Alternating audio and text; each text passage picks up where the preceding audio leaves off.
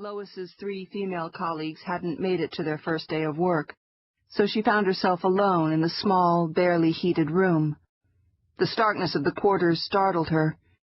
12 steel lockers, a table, 4 chairs, and a shower, sink, and toilet stall, none of which worked on account of the cold.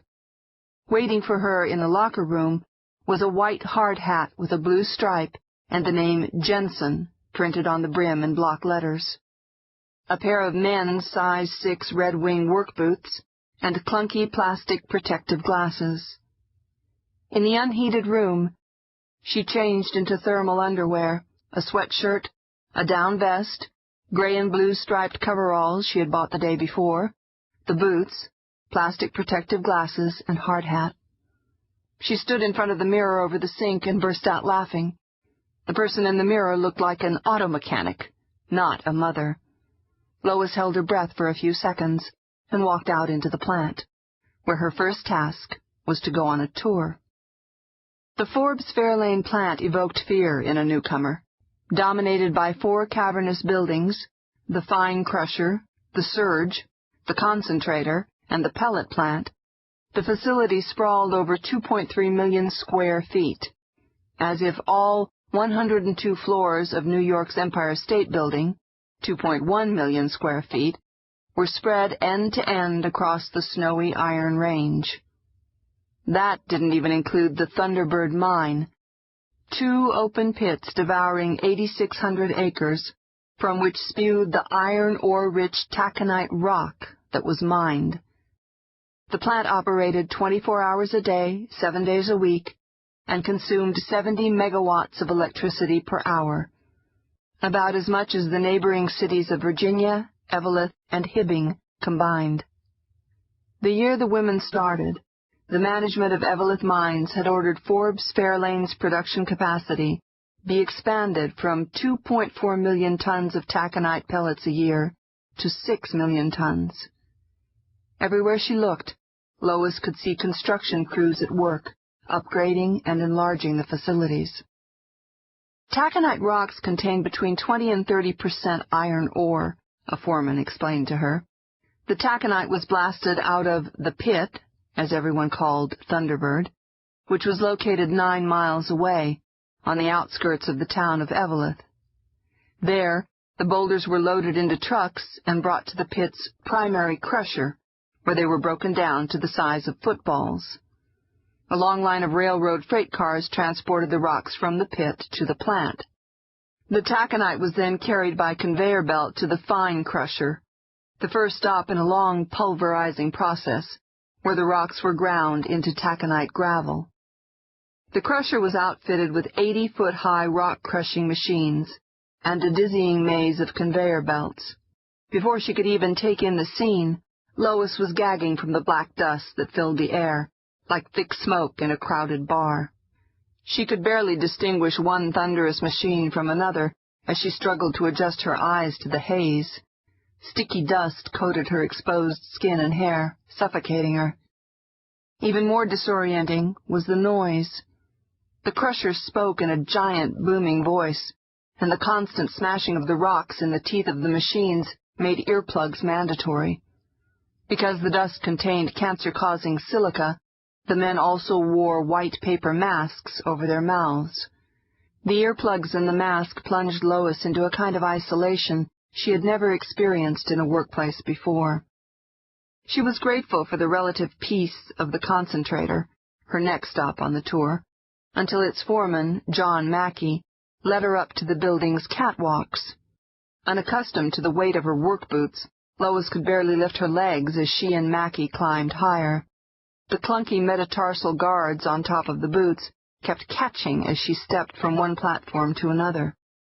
Until now she had not known that she was afraid of heights. Skyscrapers in Minneapolis had never bothered her, but now she couldn't bring herself to walk to the edge of the graded catwalk and look straight down 10 stories.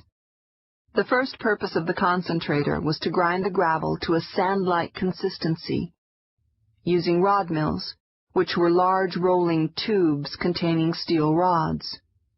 Another set of revolving drums filled with magnets then separated the iron-bearing grains of ore, or concentrate, from the waste rock, or tailings. After passing through the crusher and the concentrator, by way of a labyrinth of conveyor belts, the wet concentrate arrived at its final destination, the pellet plant.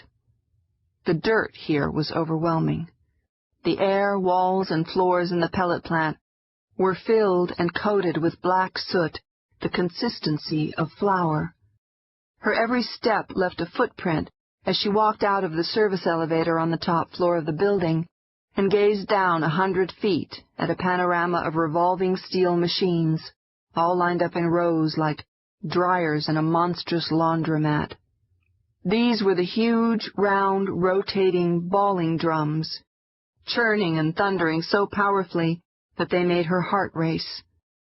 The balling drums rolled clockwise all day, shaping wet black concentrate into round, marble-sized pellets.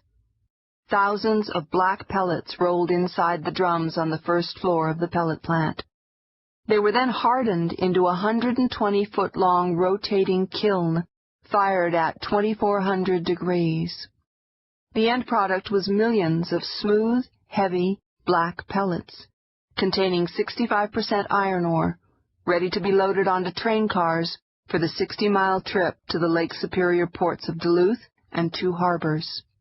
From there, the pellets were loaded onto huge freighters and shipped to steel mills in Chicago, Gary, Cleveland, and Pittsburgh. The plant challenged Lois's basic assumptions about a workplace. With no sun and no air, it felt primitive, menacing. The workday would be regulated not by people, but by huge, ferocious machines and literally tons of dirt. The size and might and violence of the place made Lois realize that she would have to toughen up.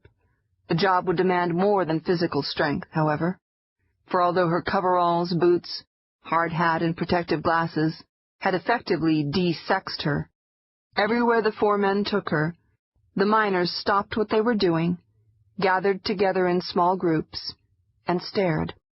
She didn't know a man there, yet everyone seemed to know her.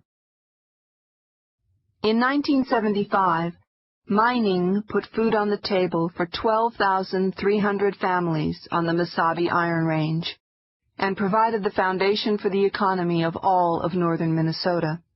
Minnesotans call the thin, ore-rich seam that stretches 110 miles long and 1 to 4 miles wide from Grand Rapids in the west to Babbitt in the east, the Range.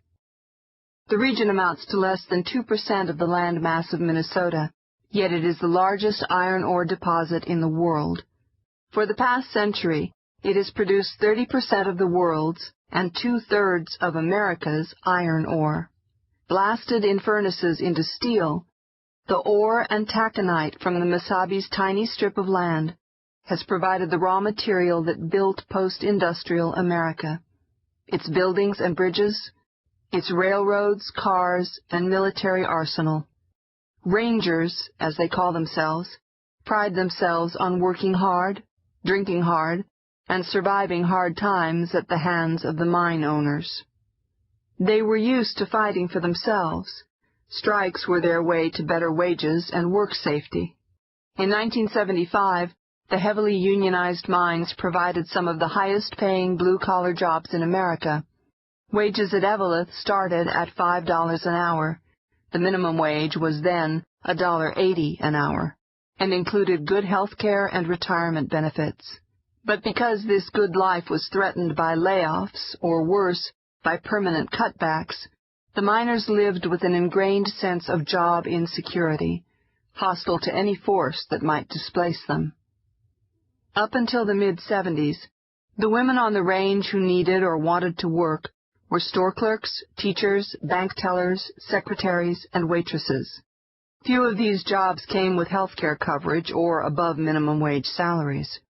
But in April of 1974, 9 of the country's largest steel companies signed a consent decree with the Equal Employment Opportunity Commission, EEOC, the U.S. Department of Justice, and the Labor Department.